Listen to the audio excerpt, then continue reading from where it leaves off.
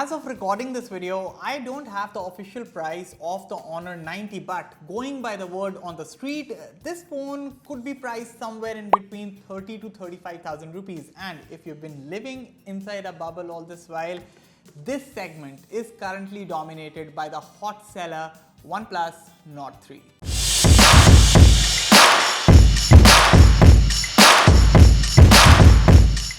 Hello everyone, I'm Ania for Fiiber, and Honor has come back in India with the Honor 90, but before this phone could be called the best in its segment, it has to go through the current favorite, the OnePlus Nord 3. This is Honor 90 versus OnePlus Nord 3 in the Fiiber style 6-hour battery and performance test comparison. But of course, before we get on with the rest of the comparison video, consider hitting that red subscribe button for detailed tech videos and also turn on the bell so that you don't miss any of our latest updates.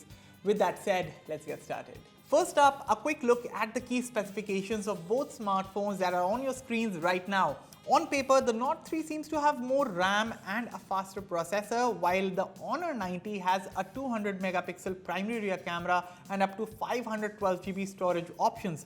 By the way, Honor 90 is also claimed to have the safest smartphone display on a phone available in India right now, courtesy of the 3840Hz PWM dimming. For those who don't know about PWM dimming, well, I'm going to link an article below in the description. You can know more in detail about the tech, but for now, if performance and endurance are two key factors for you while getting a new smartphone, which out of these two should you pick? Should you pick the Honor 90 or the OnePlus Nord 3? Let's find out. As always, we start with booting up both devices, and well, the Honor 90 does take quite a bit to start up, but anyway, let's move on. For this test, both phones are connected to the same Wi-Fi network.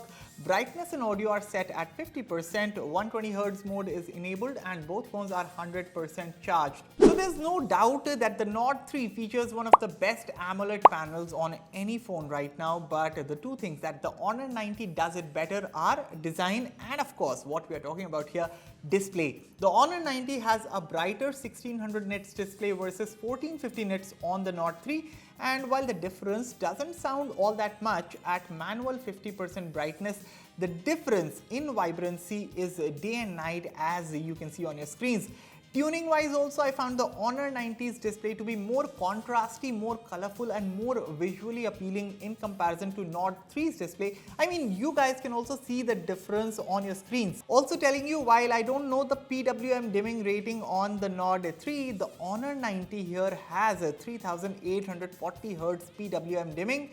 You know, there might not be a way to quantify this feature, but in reality, if you're someone who uses their phone in the dark a lot, the Honor 90's display is definitely the one that's going to be the safest for your eyes. Anyway, for now, we are done with the 2 hour of YouTube video playback. I think the Honor 90 here has the better display. I mean, yes, the Nord 3 has one of the top-notch screens that you can find on any phone right now, but this one is definitely better than the Nord 3. What do you guys think? Let me know in the comments. As of right now, the battery statistics, well, the Nord 3 is in the lead with 87% battery left, while the Honor 90 is trailing with 84% battery left. Let's move on to the 1080p video recording. So while both the devices are recording 1080p videos, here's a look at the camera specifications of both. The Honor 90 features a 200 megapixel primary rear camera paired with a 12 megapixel ultra wide angle camera, a 2 megapixel depth sensor and a 50 megapixel selfie camera. Video recording is capped at 4K 30 FPS on both the front and rear cameras. OnePlus Nord 3 on the other hand features a 50 megapixel primary camera paired with an 8 megapixel ultra wide angle camera, a 2 megapixel macro camera and a 16 megapixel selfie snapper. For videos, the rear supports up to 4K 60 FPS while the front camera support is capped at 1080p 30 FPS. Here are some comparison photos shot on the Honor 90 and the OnePlus Nord 3. Let me know which phone do you think has taken better images. Also, would you be interested in a full comparison? Let me know this as well in the comments below. By the way, around the 36 minutes mark, the Nord 3 went blazing hot with CPU temperature reaching 65 degrees, and because of this, automatically the recording stopped. But nevertheless, after a 10-minute gap, I restarted the recording on the Nord 3 and thankfully the phone was able to finish the test this this time around. For now, we are done with the 1080p video recording round, and the Honor 90, despite doing the full 1080p video recording, has still managed to take the lead. This time around, the Honor 90 is left with a 68% battery, while the Nord 3 is slightly behind with 66% battery left. Okay, it is now time for benchmarks. So both phones are surely not the best phones when it comes to thermal management, and before we start with Antutu, the battery and CPU temperatures of both phones are around 45 and 50 degrees respectively. So while we are at it, both phones haven't given their best Antutu performances. In fact, previously when these phones were tested during reviews, the scores were much better, but since 3 hours these phones have been under significant load, the Antutu scores turned out quite mediocre. Interestingly, the GPU score on the Honor 90 turned out much better than the Nord 3's, which shows the Nord 3 throttled performance after the camera round. Anyway, on to Geekbench 6, and once again very similar sort of performance and very mediocre sort of performance again. Actually, for once I can still understand these kind of scores from the Snapdragon 7 Gen 1 chip, but the Dimensity 9000 chip performing like this is simply not acceptable. However, in 3D Mark stress test, both phones did show some improvement in scores. See, stability wise, the Honor 90 has been much better with an almost 100% score versus a 56.4% score of the Nord 3. However, when it comes to rendering the better graphics, the Nord 3's 4600 average score versus 3200 of the Honor 90's is significantly better.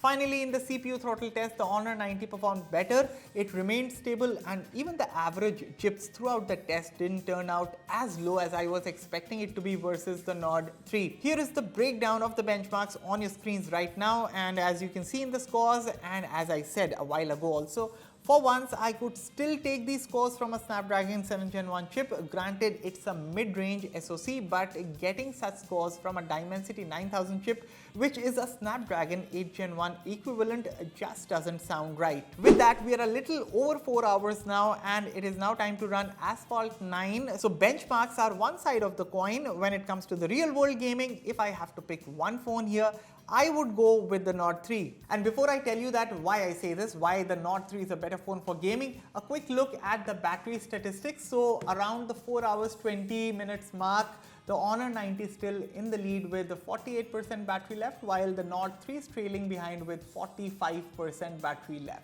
So you see, while both phones here do have their issues with thermal management, it is the Nord 3 that has the better chip, which means it can render better graphics. Now, Antutu scores does suggest otherwise, and even the 3D Mark stability score suggests that the Honor 90 was more stable.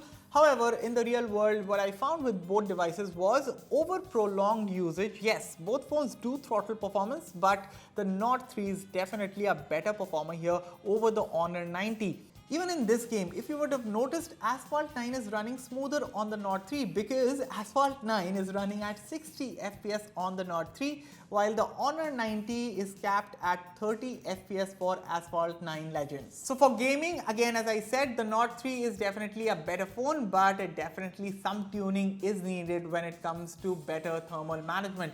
Anyway, we are done with 5 hours of the test, and currently the Honor 90 smartphone is still in the lead with a 34% battery left now, while the Nord 3 is currently left with a 29% battery. With that, it is now time to run an hour of Instagram on both smartphones, and so let's fast forward to the final minute to see which phone finishes on top, and to no surprise, Honor maintains the lead and finishes with 20% battery, while the Nord 3 finishes with 17% battery.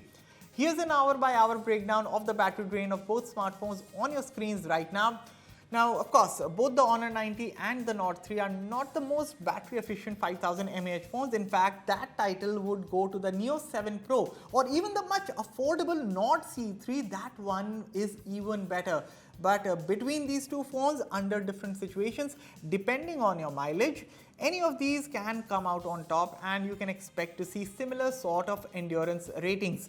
However, for the better overall performance, and especially considering gaming is a strong preference for you and you also want a longer future support, In that case, the Nord 3 with its Dimensity 9000 chip and 3 years of Android OS updates is a better pick than the Honor 90. That said, credit's given where credit is due, and if you want the safest screen for your eyes on a smartphone, then definitely you should go for the Honor 90, no questions asked. And yes, that's about it guys for the battery and performance test comparison between the Honor 90 and the OnePlus Nord 3. What are your thoughts about these smartphones? Let me know everything in the comments below, and as always, for all the latest in tech, stay tuned to Fiiber. I'll catch you all in the next one. Thank you for watching.